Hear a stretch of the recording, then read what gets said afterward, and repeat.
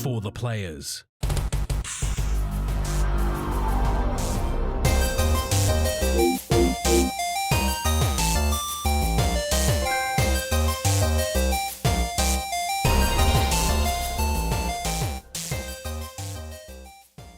I'm Ryan Betson. I'm Max Cooper. And this is For the Players, the PopCulturists PlayStation Podcast with over, I don't know, it was like 50 years of playing PlayStation and like 15 years in that game's been combined. I'd like to thank you for joining us in this PlayStation conversation. This PlayStation conversation happens every Tuesday morning at 8 a.m. on podcast services, including Apple Podcasts and Spotify, and 9 a.m. on those YouTubes. If you'd like to take part in future conversations with us, you can come and check out our socials, Facebook, Discord, Instagram, and X. All of those links can be found in the description below. If you want to join the conversation as it happens, head over to twitch.tv/thepopculturists, where you can watch us record this show live, where you can jump in the chat and become part of the show. If you want to support the show, you can. Tell your friends, tell your family about this PlayStation pod. If you are listening to us on podcast services, be sure to give us a 5-star rating and a written review. If you watch us on YouTube, be sure to like, subscribe, with comment below. I endeavor to answer every single comment. And if you want to support us financially, you can at patreon.com/thepopculturists. Whoo, Max, what a Monday. What a Monday. I'm exhausted. I'm absolutely zonked. Now, granted, your Monday is a whole lot worse. As we were discussing before we went live, you just blew apart your phone.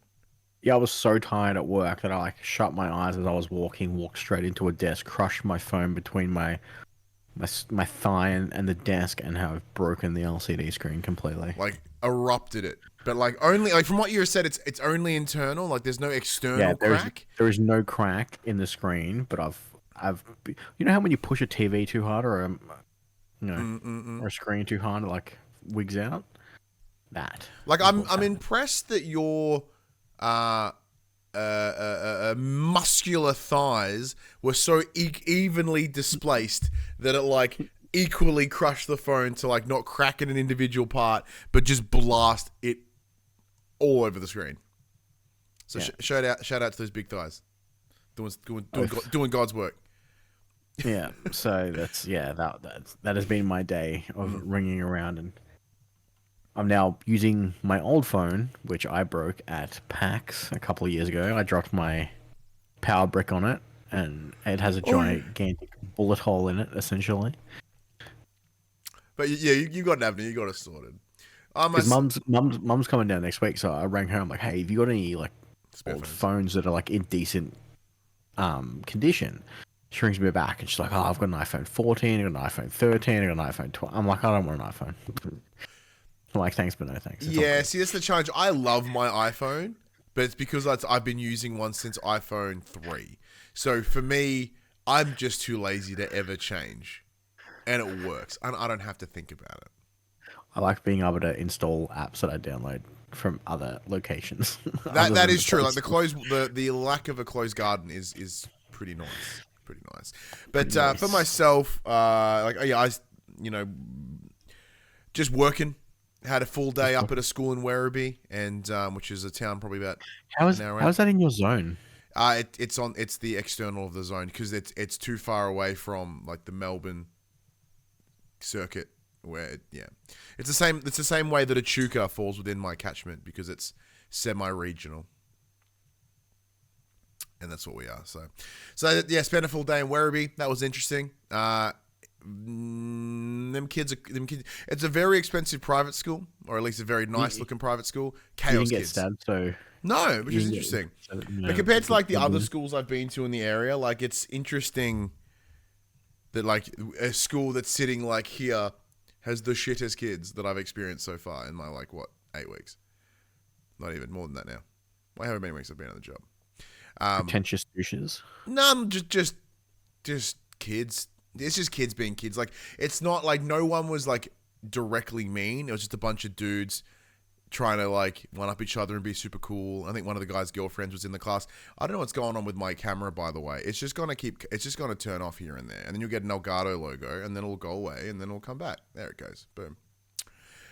Oh, I don't know what's going on with that. It's probably something to do over here. There you go. Oh, I turned it off again. My bad. And that's not going to come back on now, is it? There it goes. don't think about a thing. Professionals at work, ladies and gentlemen. Absolutely. No, essentially what happened is the wire that sits between like the power brick and the camera is a little frayed, and I've had to like duct tape it like MacGyver style to make it not work. And it's been fine up until this evening. I don't know what the fuck's changed. Nothing's changed, but something's changed. But other than that, just a interesting, good week. Had my son around. That was a blast. Just the 2 long weekends in a row really threw out like the rhythm of existence, which is bizarre because it was like a 4-day week and then a 3-day week, and now we're back into a 5-day week, and I've got 5 days in classes. I'm in different schools all days, every day this week. So that'll be the league's all yeah. So little Hadley's trying to sneak in there, but she should be off to bed. No, you have no pants on. Go to bed.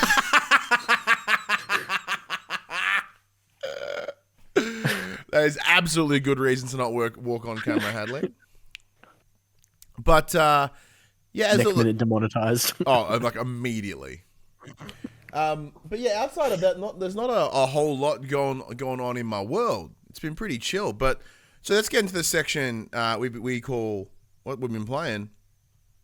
Max, what have you been playing? I know the answer, and this is the fun part. Normally we fuck around before we get to this section, but I'm confident that I reckon I can get about 10, 15 minutes out of you just on Clair Obscur, whatever you pronounce it, Expedition 33. Well, I rolled credits on Oblivion. No, no. So as you alluded to, I am playing still Clair Obscur Expedition 33, thanks to Games Pass on the PC. Shout out there. The game is fantastic. So I first saw it at, I want to say, the start of the year when Xbox did their showcase in January, I think it was. And at the time, they showed off a bunch of the gameplay. It was a turn-based RPG with a little bit of spice. That being the dodge and parry system that they've added in. I've likened this game to turn-based Dark Souls with a Final Fantasy story. Which is probably the most max sentence I've ever heard in my life. So this is from the dev team Sandfall Interactive. It is their very first game. It's a team of 30 out of France. They are currently sitting on the highest Metacritic rated game of this year, with the highest user rating of all time. Fucking weebs. So not bad for a debut. So essentially, you are playing as a team of people who are part of Expedition 33. Essentially, what happens is there is a monolith with a number painted on it. When your age is painted on the monolith, what happens is there's a thing called the gommage, and essentially you just fucking die. You disappear into petals and you float away into nothingness. So the expedition's job is essentially they're like, well, we're going to be the next number on the monolith is going to be 33 because it goes down every year. We're all 32. We're going to die next year anyway. We are going to try and stop this thing from painting our number on the wall, and we're going to save the world. Okay. And then chaos ensues. Oh. Absolutely riveting story. I could not... up until literally the very end, I was still trying to wrap my head around it. So how many days has the game been out? Came out Thursday. How many days have you been playing it? Since Thursday? Every day. So how many hours have you put into it in over a weekend? 20, just over 29. Jesus Christ. I think my playtime is like 29:42. Holy shit. I rolled credits this morning. I love it. I would have rolled credits faster, but I was 40 minutes deep into the end game boss and we lost power at the house. Oh no! So let's start again. No. So like I said, it is an FRPG, a French RPG. Sure. It's the art style is probably considered immaculate. like a Western RPG, but I think there seems to be a lot of JRPG influence from what it seems. Oh yeah, for sure. The art style is immaculate. It's got like all these pastel colors. It's essentially like a painting. It is stunning. All the different areas that you go to. So like most typical RPG games, you have your your areas that you walk around in, your actual like zoned levels, and then you have a world map that you can explore, and then you have locations on that world map that you enter, and then it shoots you into a loading screen, and you explore those areas. The world map is huge. There is so much to do, so much to explore. There's different traversal methods as you progress through the story that help you unlock more and more of that world map, and you can kind of do more and more different things. Much like any other RPG, you have a skill tree. So every time you level up, you get a skill point. Each skill costs a certain amount of skill points to unlock, and you go through to all that stuff. The interesting thing they've added in here, they refer to them as pictos, but they're essentially passive skills. So how it works is you find them in the world. They're pickups or they're boss rewards from they're rewards from battle, be it bosses or just general trash mobs, or you can buy them from vendors. You equip them to your character. Your character can have 3 equipped at a time as they're learning them. Once you win 4 battles with them equipped, they become learnt, and you can equip them passively as part of your other skill sets. So you can kind of the party size is 3, so you can essentially learn 9 skills at once, and then everyone can kind of share them once they've leveled good. up enough to have the passive skill points needed to equip them. There's your standard, like, you'll start with more turn actions. You can, if you're the last member alive, you gain haste, or you gain bonus attacks, or so most of them are fairly useful. You can kind of build your party the way you want to play. Most of them have fairly, what's the word I'm looking for? Generic roles. You've kind of got your shoehorned mage type who all her skills revolve around elemental magics and healing. You've got a few like bruisers who kind of a bit more tanky but have high risk, high reward damaging skills. And then you've got like your party buffers who have skills that benefit the entire party, be that like buffs or debuffs for the enemies. The story is an absolute roller coaster of a ride. It kind of emotionally gut punches you in the first 30 minutes of the game. The characters are all so well designed and developed. They all have amazing character arcs throughout the story.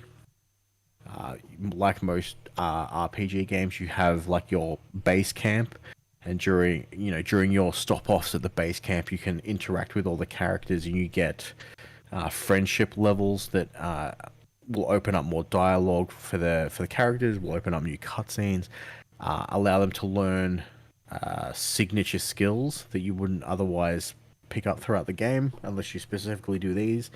Some of the locations on the world map are locked behind friendship levels. Ooh, okay. So it encourages you to go out and go, hey, what's going on? How are you coping with all this? And it's a very interesting. It like covers, obviously a big theme in this game is loss. As everyone they know is literally dying every year, and no one can seem to stop it. As Expedition 33, as you progress through the game, you find out that you're the 67th expedition. So 67 lots of people have gone out before us to try and do it, and all have failed. So as you're progressing through the world, you kind of, one of the collectibles are the journal entries from the previous expeditions, and they kind of give you context clues on where you can find certain things, how to beat certain enemies, how what they've figured out so far, where to go next. It's very interesting. It felt super linear to begin with, but once you hit that world map and you kind of get some of the traversal options, you realize that you can kind of go wherever you want to. There's no obviously you have your overarching, like, this is your objective, but you can kind of go a roundabout way to get there, which is cool. what I originally thought the story was about. It just took some wild twists and turns. It's a really having that entry, the barrier of entry being so low on the fact that you can just play it on Games Pass is really good. I know later in the QUICKBITS they have actually sold over 1 million units so far. But that's because it's not available for free at other platforms. Correct. So their actual player count's probably exorbitant, but yeah, well, they've peaked Metaphor Refantasio's Steam concurrent player count. So a lot of people are seeing this. I feel really bad that it launched a day after Oblivion got shadow dropped. But I also don't think it's clearly not impacting. I don't think it's. If anything, it'll just give it a longer tail. Yeah, it's one of those things there where they're two different genre of games. Two different sets of people are going to, I've been super keen for Oblivion when the rumors started, but the second Expedition 33 dropped, I haven't touched anything else. I don't want to get too spoilery because the story itself is probably the best part of this game. The combat didn't feel. In most RPGs, you kind of get to the point where you're just like button mashing X just to get through the combat. In this, because of the combat system with the parries and the dodging, if you land the parry, you get to counterattack.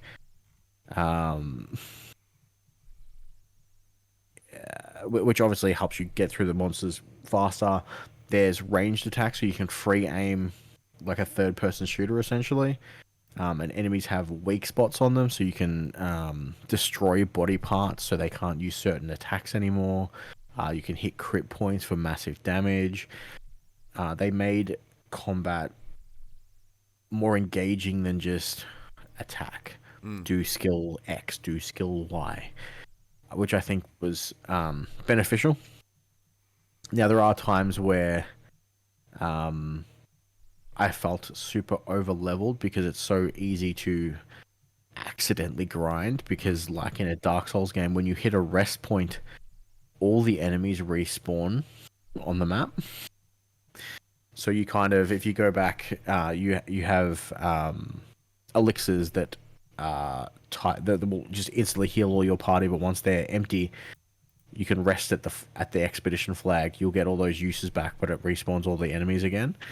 So it's one of those things where I accidentally farmed without meaning to, just by running out of things and going back through and repeating certain fights. Yeah. But I was having so much fun with the combat and just the moment to moment travel of exploring these different biomes and the different enemy types with each in each section, in each area. There was always something to find. One thing I noticed really early on too, the level design is fairly simplistic in the sense that if the path is lit, it means you're going the right way towards the objective. If the path is not lit, you're going to be getting you're going off the beaten path. That's where you're gonna find like the merchants or extra gear, loot, side quest stuff. It's not going to progress the main story, but you have that option of going, hey, I know where the main path is that I need to take to get to the next area. So you can actively go, I'm not going to go there first. I'm going to go explore this section just in case I get like moved on. Yeah. Which I think is a really nice way of doing it, because there's nothing worse than going, oh shit, now I can't explore that area until I can come back, and who knows when that's going to be. So having that path set out for you is very interesting. Boss fights in this game are mechanic heavy to a degree. Okay. There's always something to do, whether it be they'll spawn in little flying creatures that you have to shoot down before they do a super attack, or it's like the boss is gathering energy and you can see the point where he's forming his spirit bomb TM, and you can just shoot that out of his hand so it deals massive damage to him instead of him getting to throw it at you. It's such a well designed system that it allows you to build your characters in a way that you can kind of go balls to the wall and just build for damage, because you have that safety net of like, if I am good enough and I can just keep dodging, I don't need health because I'll never get hit. Mm-hmm. Like, there are no skills that can't be dodged or parried. There's no like unblockable skills or undodgeable. Like, everything has a way of interacting with it that will make you take 0 damage. So it's just one of those things of like, how much are you willing to practice? There are difficulty levels in the game, so I think there's 3. I think it's Expert, Explorer, and Story. Story mode is... That's the easy one, right? Story mode is the easy one, so enemies do less damage to you, and your parry and dodge windows are larger. Expedition is standard, and then Expert is you have to hit like the pinpoint accuracy to dodge and parry. And what are you playing on? I played on Explorer. Yep, smart. Yep. Fantastic. Well, in the chat, Josh LaRosa does ask the question, I'm excited to play this after indie. Sorry, I had to swallow and I got stuck. Do you guys think that this game would have sold more copies if it didn't launch into Game Pass? I would love to see the Game Pass numbers. I'd love to see how many like active like players there are playing through Games Pass.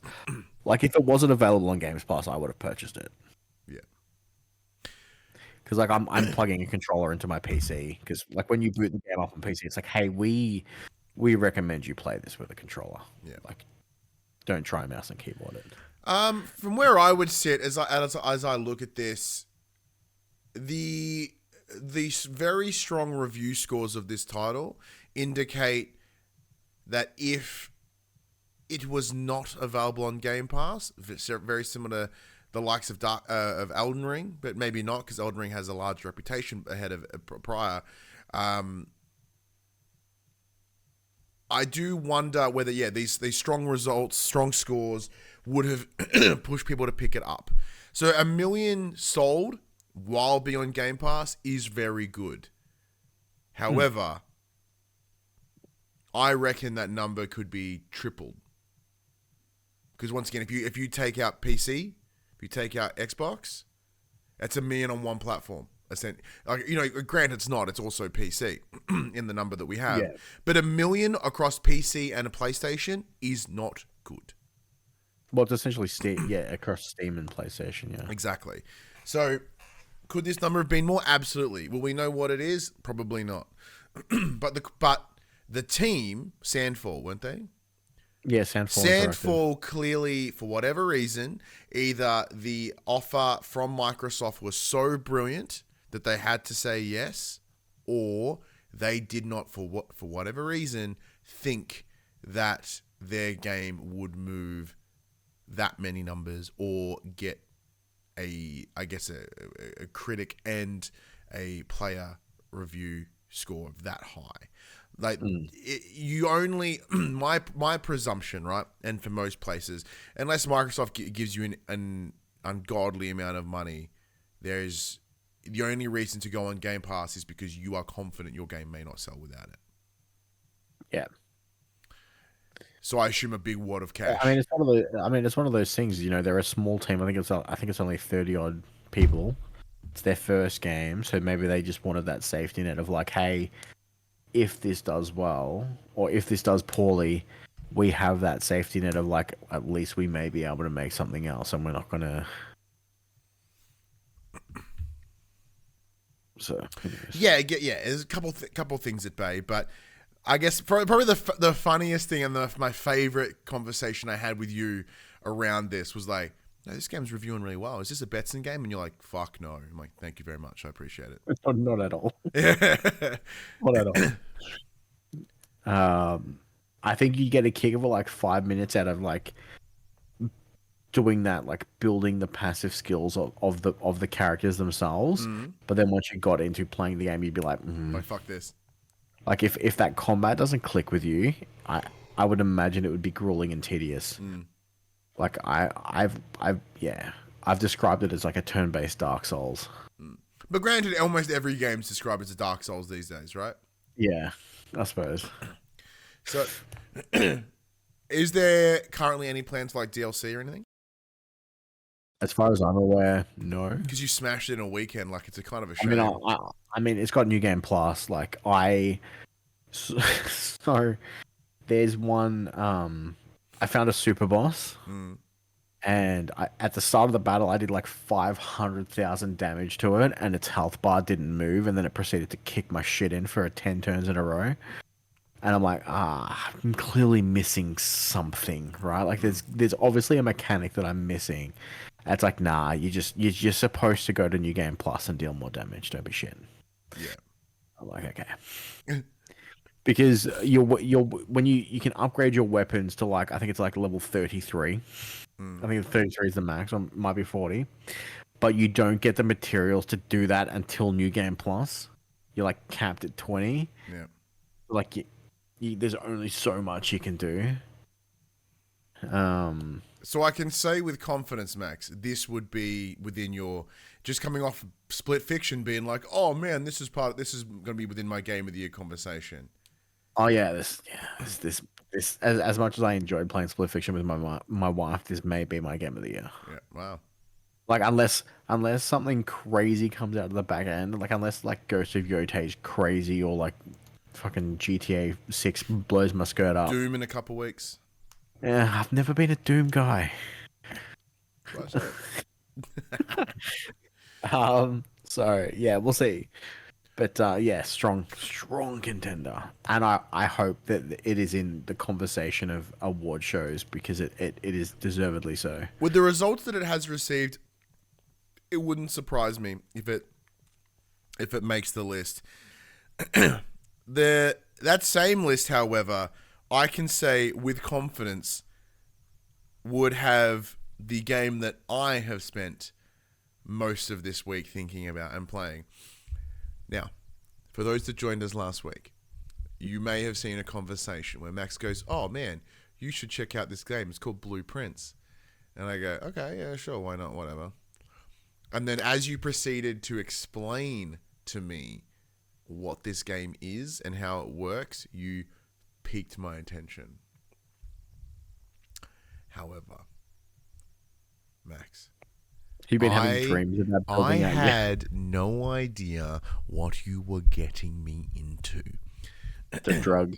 For those playing at home, Blueprints is a puzzle adventure game where, very similar to The Witness, it's all about it's all puzzles. It's all world-related puzzles outside of some memos and some documents that you can read, which there are quite a number of them because there's a lot of information given within them. However, it's not like there's no cutscenes, or there are some cutscenes, but there's no other characters. It's just you alone in this mansion.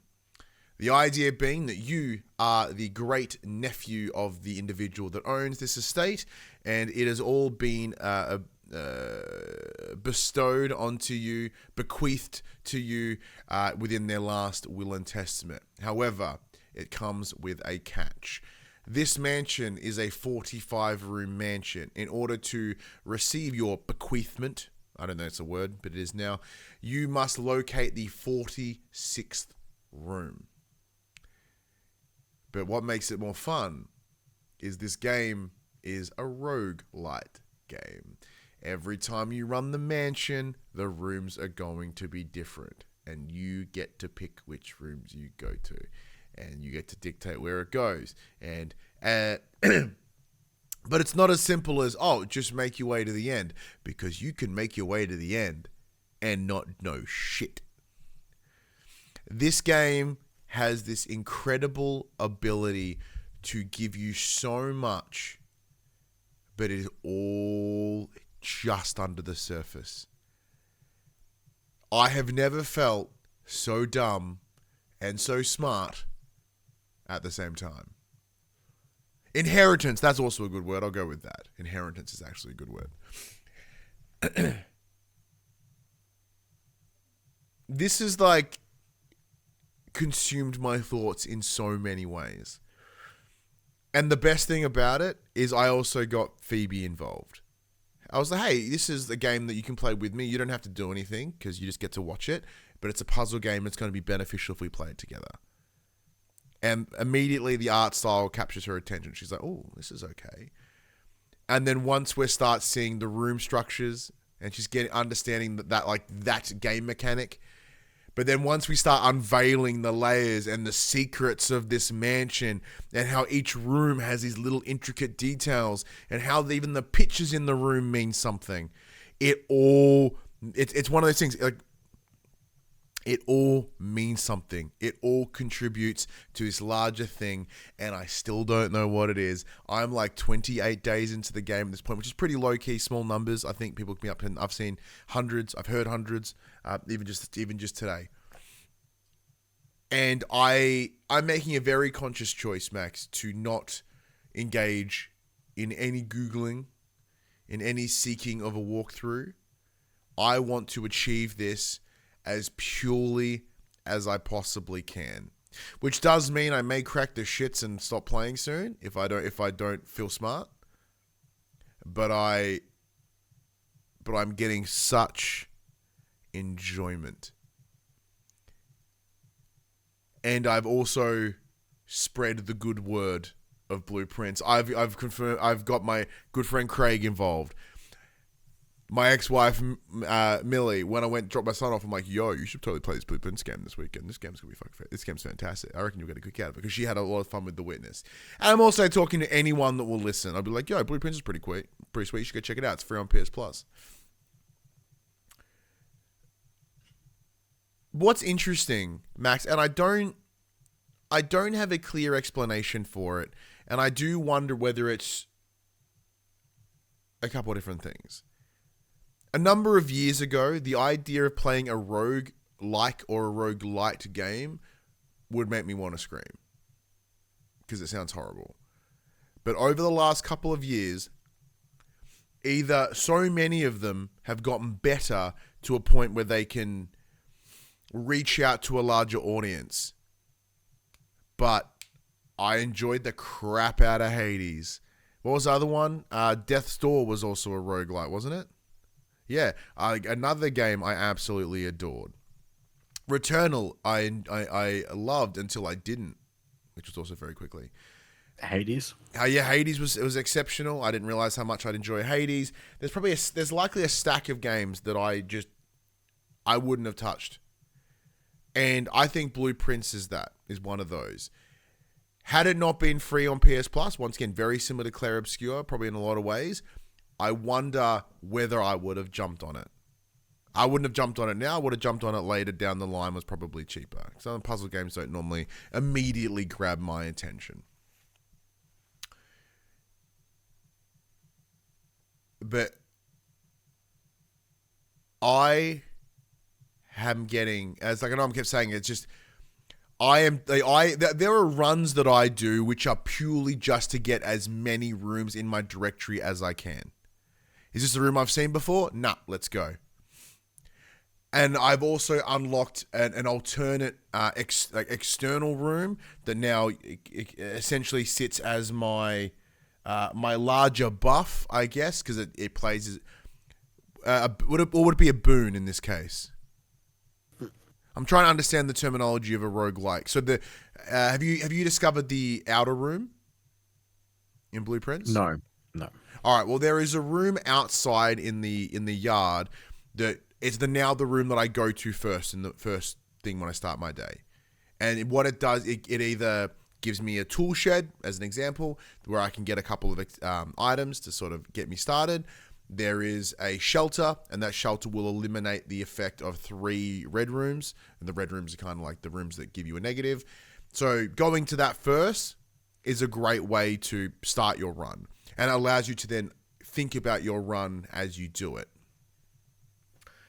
As you mentioned, as we might highlight with the red room, they're multicolored rooms. Each of them have different properties. Each of them provide different benefits.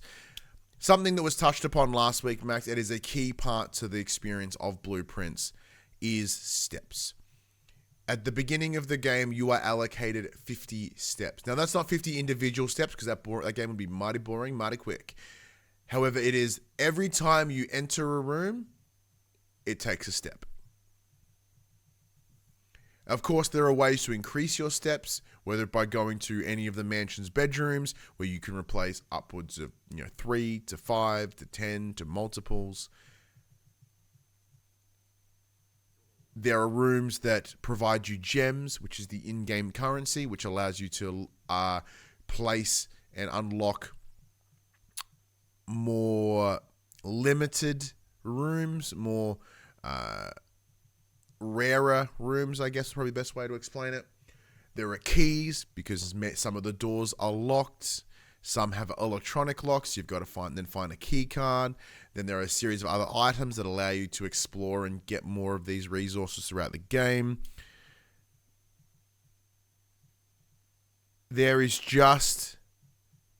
I wish I wasn't so tired, and I wish I was medicated so I could provide a better explanation of how I feel about this game. It's so much fun. I think about it most of the time because I like having it sort of, tinker around in my subconscious. And then I go, oh, hang on. Oh, what about? Oh, I love it. I'm enjoying that feeling so much. And Max, just to demonstrate that I'm an idiot, with this game being about building rooms in this mansion, when I first was communicating this game to my partner Phoebe, she had an idea of, she thought like, as I was saying it, she thought that the game was called Blueprints, as in blueprints for a house. So then when I boot up the game and she's like, Blueprints? I thought it was called Blueprint. Like, what the hell would you... Oh, I'm like, that's a really smart name. Well done, team. I wouldn't have thought about it because I'm an idiot. But look, it is free on PS Plus. I'm pretty confident it's on Game Pass as well. I highly, highly encourage you check this out. At the moment, now granted we're only 4 months into the year, I have a feeling this may be this year's Balatro in a number of ways. I think it may sneak its way through to the back end of the year because I believe it is the third highest Metacritic scored game of the year, or it's within the top 3 or 4. So there's that to keep in mind. But in the chat, Josh LaRossa jumps in and goes, if everything goes to plan, I suspect the game of the year conversation being 1, Blueprints, 2, Expedition 33, 3, GTA 6, 4, Death Stranding 2, 5, Split Fiction, and 6 will either be Ghost of Yotei or Monster Hunter Wilds. I think that is a pretty solid and confident list. The last one is the one that I'd be most uncertain on. We don't have enough information to make that guess. Interestingly, though, I think a game that I don't believe will be in that conversation, but it has certainly demonstrated that it is very highly regarded over the last week and a bit. And that is the Elder Scrolls Oblivion Remaster. So this is a game that we have been talking about for ages. It was leaked yonks ago. And then bit by bit over the last couple of weeks, we've had more information leading to the speculation and then confirmation of a shadow drop in late April. This game came, was it last Thursday? Last Wednesday. And a big shout out to the team over at Bethesda ANZ and PowerUp PR. We will provide a review code for it on PS5. Max, what's your history with Oblivion?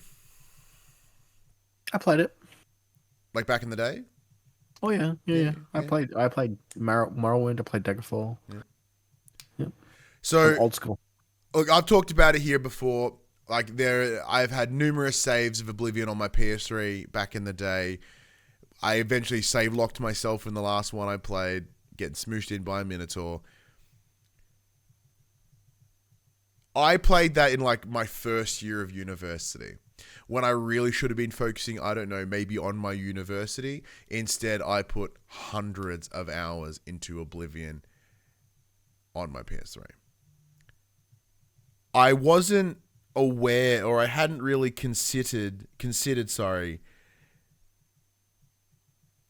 where the game sat in like my nostalgia, in my love of, RPGs, because essentially it was my first really big and prominent Western RPG that I can think of, right? The one that I put that next level of amount of hours into. So to be able to re-experience it last week was really insane. But to also experience it how it looks is ridiculous. It is night and day. The Oblivion Remaster looks fantastic. Character models, so much better. The world, so much better. The UI, like the menu system, so much better. It is incredible, the work that, I want to say Vicarious Visions, but I don't believe that to be the case. It's Virtuous. That Virtuous have done. Now, knowing that they're also working on the Metal Gear Solid Delta game coming out of the back a bit later in the year, having experienced Oblivion, I'm even more excited for what Metal Gear Solid would look like. Have you spent any time with it? Yeah, I've played like 4 hours. Yeah. So how has your experience in those 4 hours been? Once again, I'm playing on PC via Games Pass. It's good. It's funny, like, it obviously looks way better, but that's how I remember the game looking when I played it, like, 20 years ago when it came out? Yeah, see, I don't. All I remember is the giant bloom effects. I love that all the bugs and the jank is still there. Yeah. I'm like, because when I first played, I'm like, you pick your character, you go through the dungeon, you do all that stuff, and I'm like, I wonder if I can still go and instantly max out my stealth by teleporting back into the jail and asking to visit visit one of the prisoners. And the guy's like, yeah, I'll let you in. And he follows you. And then if you talk to him again and be like, oi, I want to visit one of the prisoners. He's like, okay. And he leaves and closes the door behind him. And then you just stand there and pickpocket the prisoners because no one can stop you. You get infinite stealth points. That's awesome. I know that they've left it's still in there. You can build, there's a spot, I think it's inside the Imperial City somewhere, where if you stack a bunch of items and climb on top of it, it teleports you to the end game credits. Like, they're all still there. Like, it's all still there. Like, all the jank is still there. I love it. Like, at level 1, you can go get the strongest sword in the game because you just enter the cave and then you leave and you just let them chase you into the Imperial City, and the guys are like, oi! And then they fuck him up, and then you steal the sword. I wouldn't recommend that because Oblivion uses level scaling at large. So, like, you'd have the most powerful sword, but it will be the most powerful sword at level 1. Yeah. It's so funny. Same with, like, as soon as I hit level 10, I went and got the skeleton key because I remember playing this game like it was yesterday, apparently, but I can't remember where I put my fucking keys. It's weird how deeply, like, some things are just ingrained into us. Like, with that, like, one of the conversations that's been happening this week, and I alluded to it when we first started talking about it, there's been a lot of conversation online of like, oh man, this shouldn't be called a remaster, it should be called a remake. I fundamentally disagree with that. This is absolutely just a reskin of Oblivion in a lot of ways. As you mentioned, all the jank, all the gaps, all the problems that game has had in the past. Like, granted, this is the most, probably the most faithful remaster because it's exactly the same game, but they've just made it look incredible. And it runs reasonably okay. Like, I'm playing on a PS5. I've been playing on performance mode because I just can't do quality mode anymore. Like, the second it starts that little judder, that 30 frame judder, I'm like, ugh! And I have to bounce out almost immediately. But it is absolutely not worth to be considered that remake. That is, look, now granted, don't get me wrong, that is not a slander on the game. That is the understanding of what a remaster is and what a remake are very, very different. And especially in a post Final Fantasy VII remake world where that is probably the best example and definition of what a remake should be. Resident Evil 2. Resident Evil 2 as well. If they were to call this remake, I think the positive reception wouldn't be as good. I do believe the shadow drop, even with the rumor mills that it was coming, has certainly added to its positive impact. It has for me. I'm like, oh my God, out of the blue, it's just here. This is incredible. And had I not then fallen deeply, madly in love with Blueprints, I would still be playing Oblivion right now. So it is like, look, I sadly have then also stepped away from Indiana Jones and whatever other games we've had recently that have come our way, and I feel really bad because Indiana Jones looked great. I enjoyed what I played, and then it was like, hey, something shiny. I'm like, ooh, something shiny. And in that same breath, like, there's another game that we received over the week, and that was Days Gone Remastered. This is a title that I forgot was coming. Like, I remember when I got the announcement, I was like, sick. And then it just appears. And I go, oh, hello. The code comes in my inbox. I'm like, fantastic. Now, I haven't played... Actually, no, I lie. I played Days Gone at launch, and then I came back a year or so later with the full intention of getting the platinum, and I did. And it was brilliant. I know it's not so much a hot take these days, but even at the time, I had argued that Days Gone is an exceptional title. What it did is it showed the progression of Sony Bend as they were making. It's almost like they made the game made the game in a linear fashion. They didn't make this scene and then put it in. Like, they all made the game from the beginning, and they built their way through. Because the more you play the game just gets so much better, and the mechanics get more depth, and they get sharper, and they get more efficient. And then once the introduction of the hordes later in the game, it becomes this whole experience. What's beautiful about this remaster, apart from all of it? Now, admittedly, I decided to boot it up at like 11:30 last night, and I was already tired. I played for like half an hour and did that opening scene. It was one of those things where I'm like, oh, okay, look, it looks fine, but as you similar to yourself, Max, it looks like how I remember. Then I've never played this, so I'm kind of looking forward to experiencing it in its ultimate form, its best form. Yeah.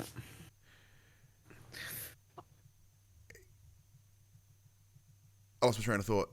Oh yeah, so that's all right. It wasn't until I left that first cutscene and we entered the woods of Oregon that I go, oh, this game is whole other space, like in terms of its remaster.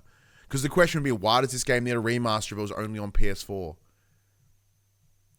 But dear God, is it pretty. There's DLC as well, which I haven't yet to experience. There's the new Horde Assault mode, which is by far the best part of the game, are the Hordes. The problem is they are so deep into the game, it makes it challenging. And there's a level of skill that is needed in there, like remembering controls that is just lost on me because I haven't played it in such a while. So I'm going to have to play the game for a little while just to sort of rebuild my skills. I can import my PS4 save if I wanted to. I don't know whether it will immediately pop me all the trophies. That might be an easy platinum. But I'm also not wanting to. But I'm also very aware I have a stack of games in right now that going back and playing Days Gone may not be my best decision. However, I would love to hear what you think of it. Yeah, well, I'll start. Now that I've kind of wrapped Expedition 33, my gameplay will maybe slow down on that. And then I can kind of doubt it, but I like your optimism. Touch base with this. But I mean, we're in May, and May's got like a fucking shitload of games coming out that I also have. What else is coming out? Elden Ring. Oh, yeah. Oh, Night Rain. Yeah. I mean, granted, it's at the end of the month. It's dropping the same day as...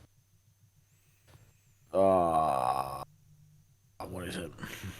It's going to bother me now. I mean, Doom's coming out. Metal Gear's coming out. Lost Soul Aside is the game that I'm thinking of. Lost Soul Aside comes out the same day as Night Rain. Well, I think I'm pretty free, but I also I'm so bad at remembering release dates these days. You got Doom Dark Ages. You got fucking Doom. Oh, but Metal Gear's in October, isn't it? Isn't it now? No, it's October. I swear it was. I don't know. I'm looking at games in May and it says Metal Gear Solid. So either this is lying to me, which it probably is.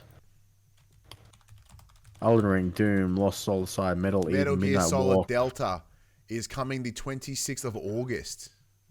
Okay. What the fuck are you reading? I don't know. Google the Midnight Walk. That was a tricky horror PSVR 2 game, right? Onimusha comes out. Age of Empires 2's coming out. Oh yeah, that's stacks of games. But either way, look, it is a pretty good time. Let me have a quick squiz. Was there anything else I've been checking out? No, it is not.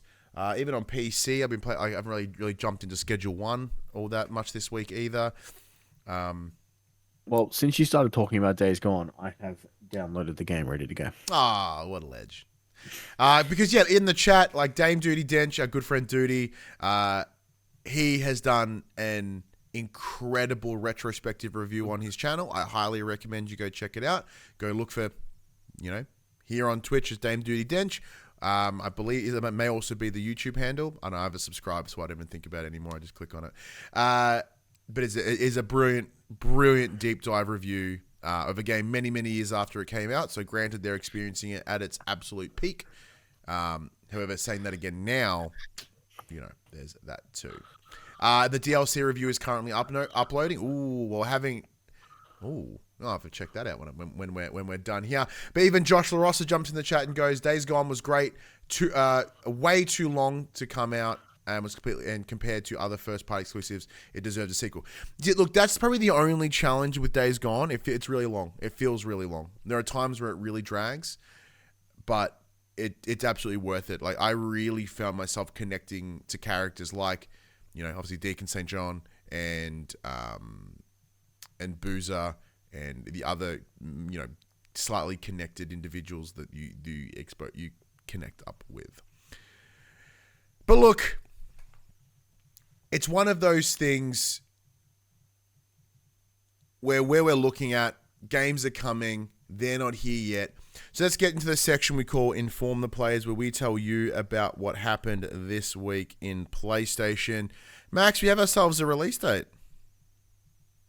Sorry, what was that? Yeah, we do. Ghostly, we have the ghostly reveal of Ghost of Yotei. So shortly after the reveal of and the drop of Oblivion on Microsoft, Sony's like, we should probably let people know what we're doing. Here's a random Twitter post. Yeah, here's a blog. So the Ghost of Yotei will release for PlayStation 5 on the 2nd of October this year. This release date was accompanied by a new trailer called The Onryo's List, and it serves as the story setup for the game itself. Quote, 16 years ago in the heart of Ezo, called Hokkaido in present day, a gang of outlaws known as the Yotei Six took everything from Atsu. They killed her family, left her for dead, and pinned to a burning ginkgo tree outside of her home. Wow. But she survived. Oh. She learned to fight, kill, hunt, and after years she has returned to fuck up the Six. The snake, the Oni, the Kitsune, the spider, the dragon, and Blood Fighter. Just to clarify, I don't think "fuck up the Six" was the exact thing, but I like. I'm paraphrasing. Yeah, a little bit editorializing there. Pre-orders for the game will be going live on the 2nd of May with digital deluxe edition and a physical collector's edition to choose from. This is absolutely more of a Max game than it is a Betson game. I loved the feeling of Ghost of Tsushima, but then playing it, I lost interest really quick. The gameplay's great. The gameplay's great, but it's just me. It's just the setting of it just did not align with me. I'm not a samurai guy. I don't get it. I don't feel it. I don't care. Look, I enjoyed Ghost of Tsushima, but I enjoyed Legends more. So if they turn around and the next trailer's like, hey, it's Legends 2, I'll be like, fuck yeah. I'm in. You got me. So we'll see what happens. For now, I'm hesitantly optimistic. Yeah. Look, Sucker Punch did a fantastic job with the first one. They've got a good legacy, got a good history. Pardon me. It feels like that this will be, somewhat tangentially connected to Ghost of Tsushima. Like it appears that it's, taking place hundreds of years later. So you might hear legends of Jin Sakai, but it's going to be relatively standalone, which may entice me to check it out. And maybe it grabs me a bit quicker in that they've been able to update it and expand on it heading into this new one. So I'll wait and see. Mute goes, I see you more of a ninja guy. Not really. It's either samurai or ninjas. Neither of them are really something that I'm interested in. Like I have, the love and fascination for Japanese culture, for like samurais and wearing robes and using katanas for everything, and using senpai and all that bullshit, all that weeby nonsense is just not within remote care for me. I find it pretty lame. If I was to be like completely honest, not to like discount. Tell us how you really feel, man. No, don't discount those that like it. Just for me, nah,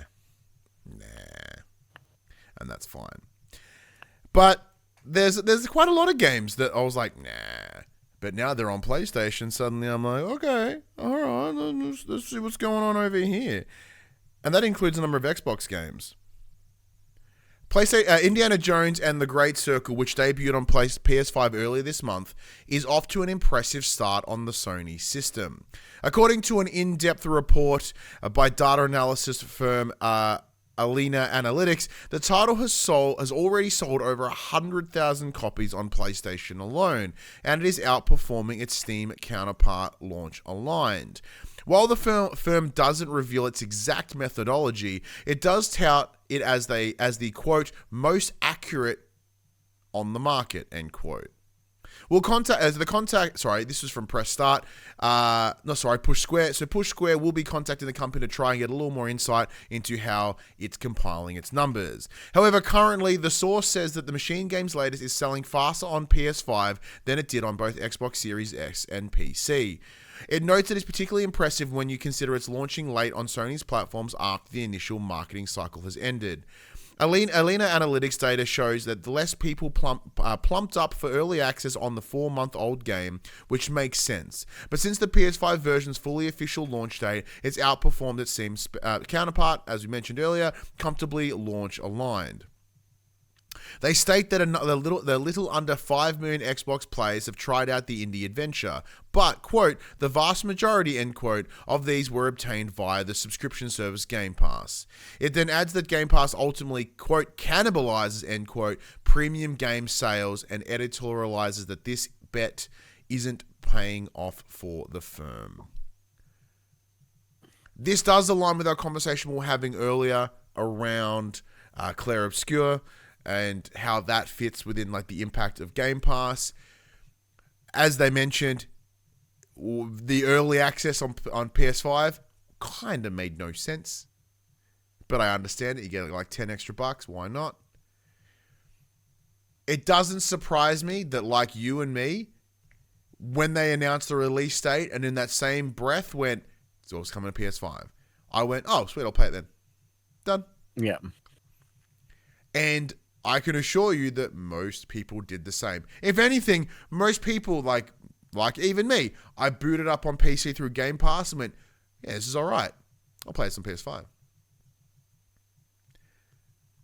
How do you think this looks like? How do you think this looks in your opinion? It's one of those things where it's hard to be like it's cool that 5 million Xbox players have tried it out, but without knowing what the quote vast majority is that didn't pay for it, essentially, it'd be fascinating to see what those numbers are. Vast majority implies like 70 to 80%. Yeah. At least for me. Yeah. So, I mean, it's cool that it's doing so well on PlayStation. Hopefully that shows that they're like, hey, maybe we can do less of a delay. Yeah, it really shows that time frame is going to continue to close. Yeah. And so I'm just having a quick look. Sorry, I was having a quick squeeze. So we've got Forza Horizon around the corner, Forza Horizon 5. It literally comes out this week. Yeah, it's going to be massive. That part age, and by this week I mean tomorrow. Or right now at time of release. Hi, Forza's available. Like once again, Doom simultaneous release. Forza is a late release, but I could probably say with confidence that those numbers are going to be very good as well. Because I also believe that Forza is better than Gran Turismo. Not a hot take. Is a very accurate take. A very lukewarm take. Pardon me. But you look over and see the likes of, Age of Empires, which is doing unremarkable, I would assume. Pretty low conversation. Sea of Thieves did gangbusters. Grounded did fine. Pentiment did reasonable. So big hitters like this, very quickly, Microsoft will likely double down on their, we are now a publisher, we are no longer our own thing. Yeah. So, look, we ask this every time we discuss Xbox coming to PlayStation. Now, with this information, Max, what do you believe that the window is for when we get Halo? I don't think we're going to get Halo until their hardware numbers drop more. Yeah, it's the last nail. Like we may get Gears of War like E-Day. That the new Gears, that may be the one, and then we may get the original trilogy, or at least the first on PlayStation before that. But who knows? Yeah. Interesting. Oh, Ryan, they're back. Who? Sony has begun rolling out the latest PlayStation 5 firmware update, version 25.03.11.20. It is available right now in the UK. It is being staggered out in a phased approach, however. As announced earlier, the update makes 2 additions to the console, namely an audio focus feature that allows you to adjust sound using special presets, and a series of classic console themes are coming back from the 30th anniversary celebration. I thought they were limited, Max. They were only for that. No, they couldn't do it. Gamer Outrage made them do it. Just another notch in their belt of like accomplishments that they did, so they're gonna keep fucking doing what they do. Yeah, that's right. Fucking chicken jockeying and all that other bullshit. That's what it leads to. It's a slippery slope from give us our themes to fucking chicken jockeying and a movie theater. Mm. Look at what they did to Sonic. Granted, that was good. They saved him. They saved Sonic. But you shouldn't give people the power of complaining will get them what they want. That is not something we should endorse. Yes, but here are the official patch notes for PlayStation 5's new system software update. We've added audio focus, a feature that supports broader accessibility and allows players to hear quiet in-game sounds and voice chat more clearly. When audio focus is turned on, specific frequencies of quieter sounds are amplified, making car engines, footsteps. Sorry, Or my fucking- Pokemon Go packs are ready to go. Or Max's phone. I forgot to mute that. Sorry. Sounds are amplified, making car engines, footsteps, in-game character voices, and voice chat clearer. Multiple presets are available to enhance specific frequency ranges. To use the audio focus, go to Settings, Sound, Volume, Audio Focus, and turn on Use Audio Focus. What a fucking step that is. This feature is only available when using headphones. That makes sense. Yeah. You can now select a design inspired by your favorite PlayStation console generation and apply it to your home screen and other areas. To apply the said designs, go to Settings, System, Appearance, and Sound. And last but not least, we've improved system software performance and stability. Nice. It wouldn't be a firmware update. I was waiting. I didn't read ahead on purpose. I was like, oh, please. I'm going to have some faith. I'm going to have some hope that they've improved those system software and performance. Like, that's all I'm hoping. And they did. So shout out. Oh, I like this audio focus idea. It's really cool. I mean, it makes sense. It was a big fucking selling point for the PS5. They're like, we're making our own audio things. And the Tempest audio engine, yeah. We're doing Tempest, and we're going to fucking... Send us pictures of your ear holes, which I don't think we ever... We're going to 3D scan your ear holes, and we're going to make, like, the perfect fucking sound for your ear alone. But but don't do that, because we didn't think that far ahead. That's what I wonder. Like, when can I start sending pictures of my ear hole to Mark Cerny? Because, like, I'm probably going to send him a bunch of things. I do love me that Mark Cerny. He's what a man. It's funny. I was having a discussion today, like, at the school I was working at.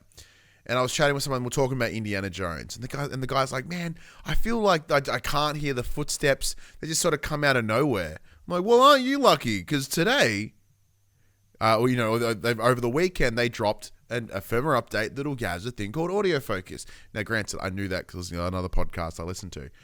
And he's like, really? I'm like, yes. So, like, there's clearly a need and an interest for this, especially for not us, but we're not far off. Older gamers, older dudes like you and I, our hearings are gonna go. But this doesn't help you because you don't game with headphones on. But when I'm old, maybe I will. Older. When you're older, you won't want things on your ears because they'll hurt. Oh, that's true. My body does hurt already. These are for the youngins, the sweaty tryhards. I was gonna say, like, this is either an accessibility skill or it's an ability to make you sweat.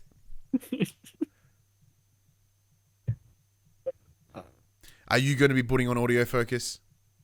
I don't need to. I can hear footsteps. Look at you with your fucking fancy pants here. I don't have a problem with that. I also really couldn't care less on a single player game. It's like, oh, someone snuck up behind me. Turn around, punch in the face. It's not like I'm playing fucking competitive COD. Yeah, what if it would help? What if it would give you an advantage or something like COD? Of course it does. If you can hear where the enemy's coming from, you can pre-fire before they run around the corner. That makes sense. 100% an advantage. It's a shame I don't play COD on my PlayStation. QUICKBITS. Sorry, timestamps.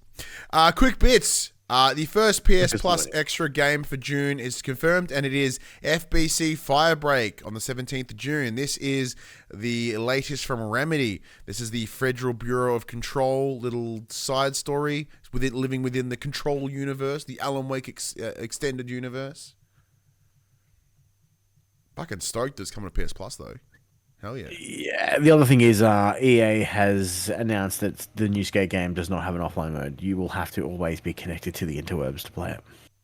That's ball bags. Still going to play it. It's a fucking live service game. What'd you expect? It sucks. Still going to play it. Yeah. Now, because there's only like one thing. Oh, yeah, Budgie have also announced that their next thingamabob, their Vidoc for Fate's Edge is on the 6th of May, showing what is to come for Destiny 2. which I still argue I thought it ended, but that's cool. Yeah. But the light and dark saga has ended. Yes. All right. Well, because there was only one quick bit, I'm going to jump in there and I'm going to get these. Go for it. And no one. No one. And that one. Games.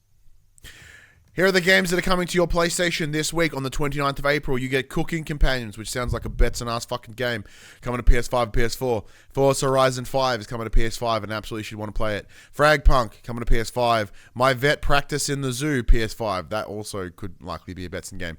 Subway Sim 2. You almost got me with the sim, but maybe not. I'm coming to PS5. On the 30th of April, you get Blazing Trail, the sequel to Blazing Saddles. Not really. Coming to PS5. MotoGP 25 coming to PS5. On the 1st of May, we get Kato Buttered Cat, delicious, PS5. Despelate, PS5. Kyborg, PS5. And Peglin.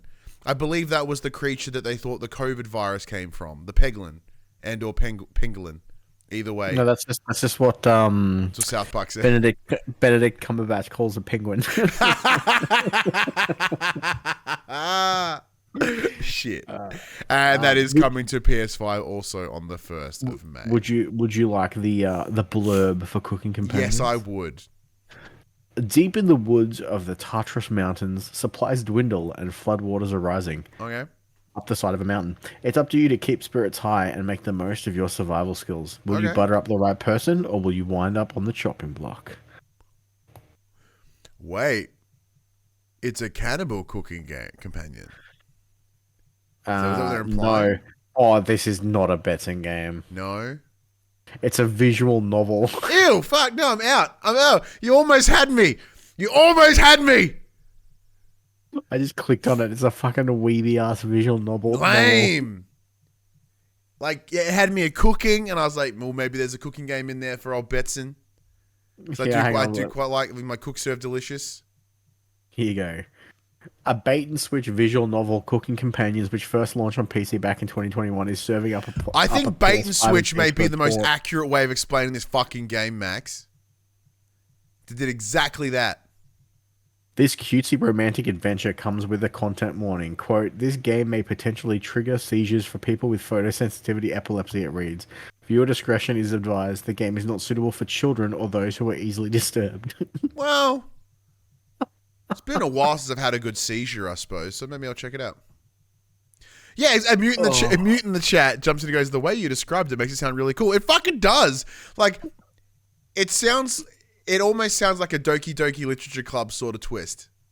I left that bit out, but it says the seemingly cutesy romantic adventure, which has a similar twist to Doki Doki Literature Club, actually comes with a content warning. Betson sometimes knows games.